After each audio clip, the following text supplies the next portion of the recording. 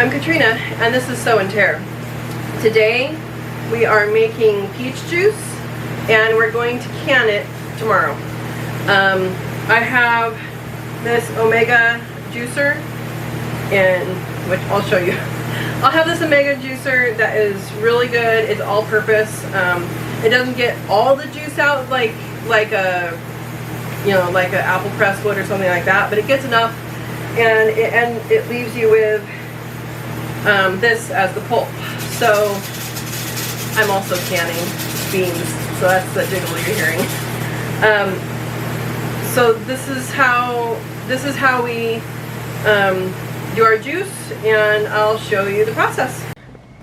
Alright, so it starts with Manuel has rinsed all these peaches and collected them. There's some that birds have pecked, so he's cutting out the bad spots. Others have fallen onto the ground, and some of them have bad spots, so we're keeping the good spots. We kept the peel last year, and that worked out pretty well. We didn't really mind the difference in the texture. It gave it a more full texture, kind of like if you have orange juice with the pulp, that kind of thing. But once that bowl is filled up, he'll give it to me, and then I'll juice it. So he's getting rid of the pits and the bad spots, and then I juice what's left, which is good stuff. Alright, so here's the process. I like to keep this little thing closed, that way it doesn't get too much oxygen when it's going through. Turn it on. This is what you feed through at the top. That's what you feed through at the top, and I just drop them in.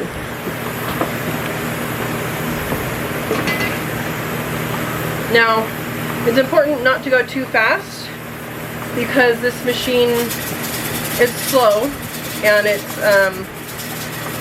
if you put too much in it, it just takes a while to figure out how to unjam.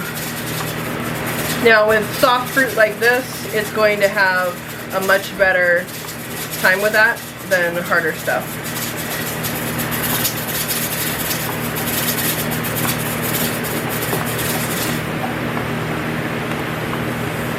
And you can see it fills up with juice pretty darn quick.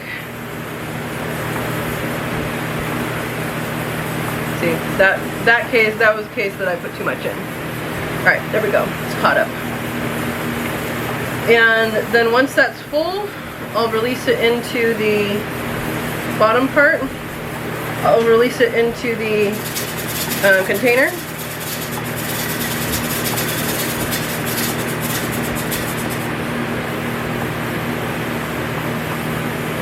It's got stuck sideways, so I use this little pusher tool, and all I need to do is set it on top. It's a pusher tool.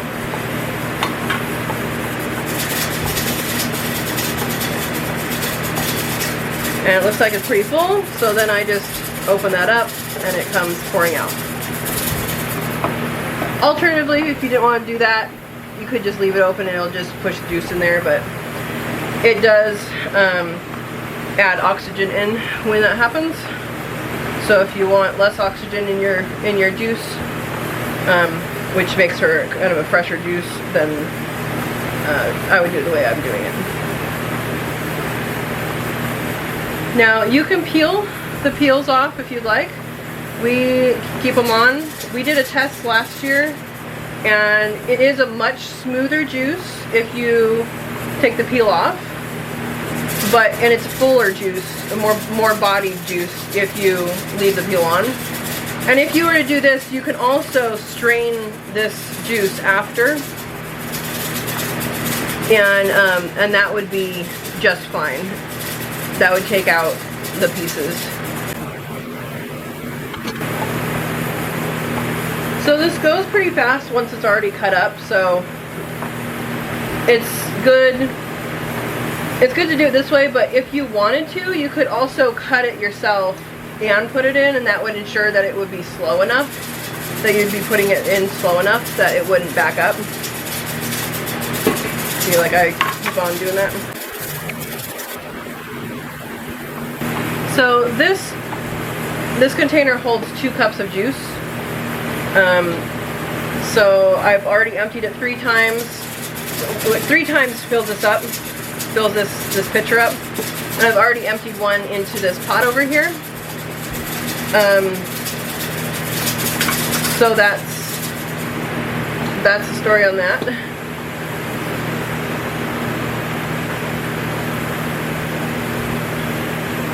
And because it used to be to can juice, you would boil it for 10 minutes, or not boil it, you would keep it at, you'd pasteurize it, so you would keep it at a certain temperature for 10 minutes. And that's apparently no longer the way to do it. Now it's bringing it to a boil.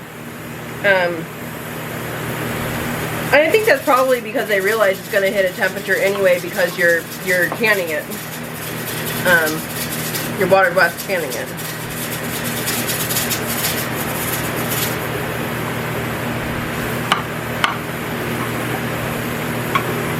Alright, so that was a little more than a container. So I'm going to pour this in here.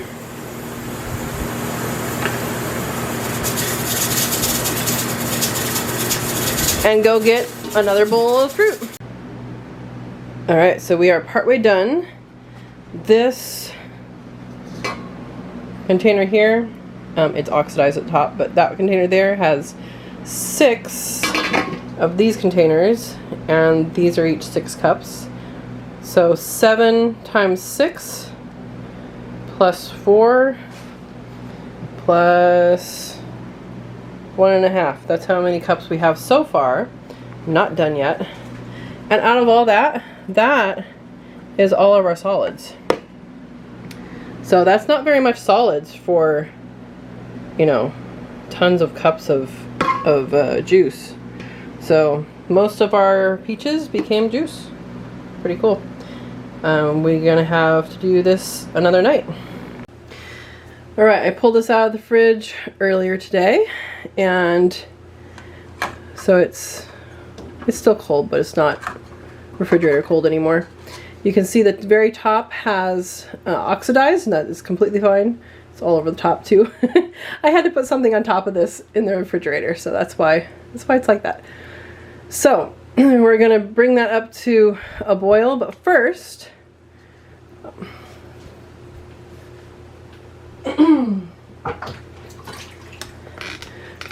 we have some jars in here. They're hot. It's a hot water, and I have the heat on there. That's going to be brought up to boiling, and then boil those for 10 minutes to sterilize, because this recipe, it's not even a recipe, juice. When you do juice, you basically, we're going to bring this up to a boil and then put it in jars and can it for, process it for 5 minutes. Now those 5 minutes, the water needs to be boiling, so it's going to take more than 5 minutes in this pot, because once those jars get in there, it'll take a little bit for it to get boiling again. But it's only 5-minute processing time, so that's pretty cool. Alright, so this is bubbling up. It's not boiling yet, it's just kind of foaming, so we're still waiting on the peaches. We have our lids going back there. Water's good. The jars are sterilized and warm and waiting. Alright guys, this is starting to bubble. It's gonna boil here pretty quick. And it's very, very full.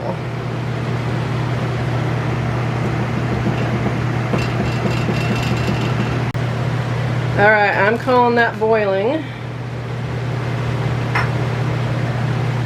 That is boiling. Ooh, I just spilled it over. Alright, turning that off. Alright, I have removed the majority of the foam from the top of the pot. Ladle this in. Now with juices, you do not need to debubble because they're so liquid.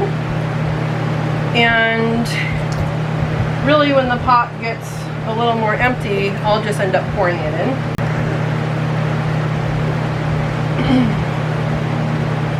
So I was correct, it was a 1/4 inch from the top.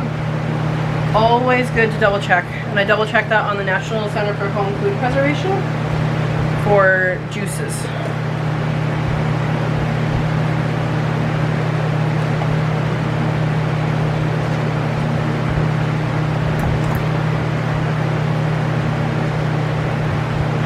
I don't know if you guys can see this first one that I did towards me, right here. It has a little purple swoosh. It's because I just did some blackberry juice and didn't wash it because I don't care because it's juice. I just think that's funny.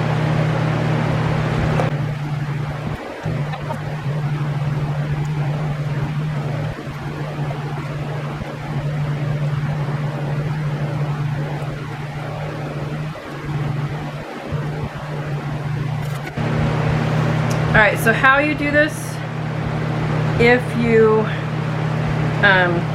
have too much in one, is you just use a spoon and move it over to another one.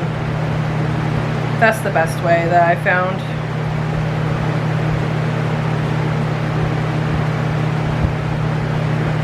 There we go.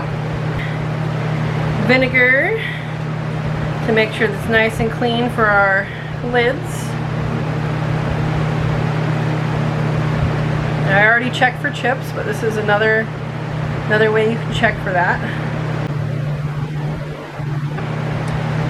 Alright. Now these lids that I have, they are new ones. The gasket is a different color. It's more red than the other one that I had, than the older ones. So we'll see if they improved it or I don't know. I know that they were going, Harvest Guard is who the lids are from. And I know that they were finding more producers.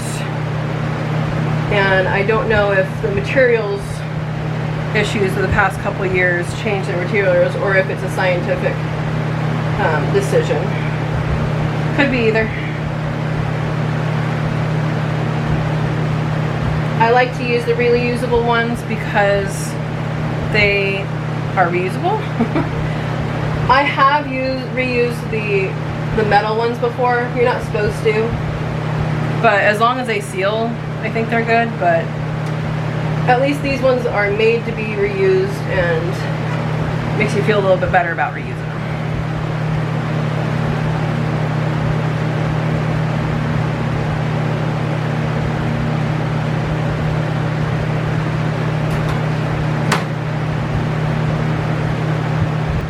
With all of these, center, one finger down, and close until fingertip tight.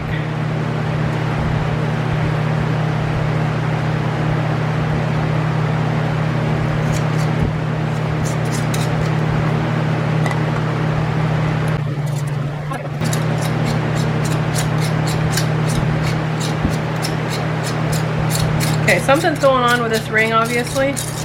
So, this is either sitting wrong or something's off with the ring. So, first I try recentering it. I think it was centered anyway.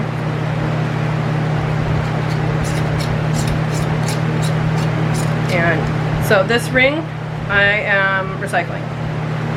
You can use it for whatever you want. If you want to use it for crafts or something else. Well, it might not be that ring. It might be this jar. Alright. I may have had a mixed in a jar that doesn't work. So I'm going to retry this ring on a different one, and it works. So this jar, I can either just, you know, save this and eat it, or I can pour it into another jar and eat it later. Get this started.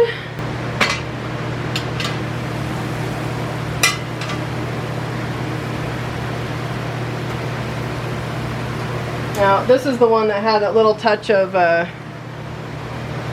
blackberry juice in it.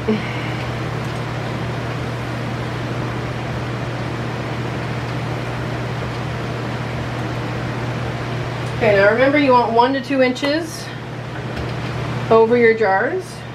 I did boil these in here, so I'm suspecting I'm going to have to take out some water. And since we have that one jar, not be a good jar, I'm going to try and fit this other one in. Alright, so that is too much. If I had a clean pot, I would just put the pot in as a ladle, but I don't have any clean pots right now. So I'm ladling this into a pot that had blackberry juice. Now, the reason for this is because it's too full. It's going to boil and boil over. I don't want that. And it's way over 2 inches higher than the jars, which I think is less important. So once that starts boiling, our timer will be set for 5 minutes. Alright, peach juice is done. Timer went off. Picking this up and putting it over on a towel.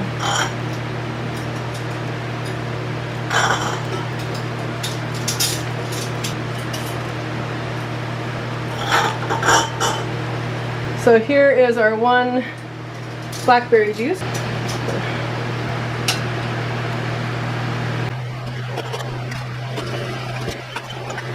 Here are our jars, and with Harvest Guard, you want to pick this up by the jar, not by the ring, and clamp it down. And they just changed the methodology from waiting 5 to 7 minutes before you do this to doing it immediately. So now I'm doing it immediately. Some of them are looser than others, and that's normal.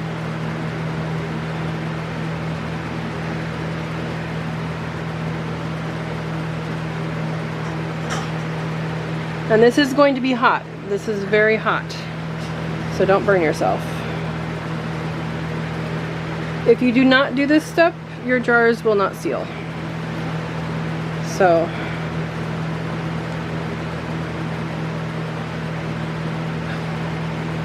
at least the majority of them won't.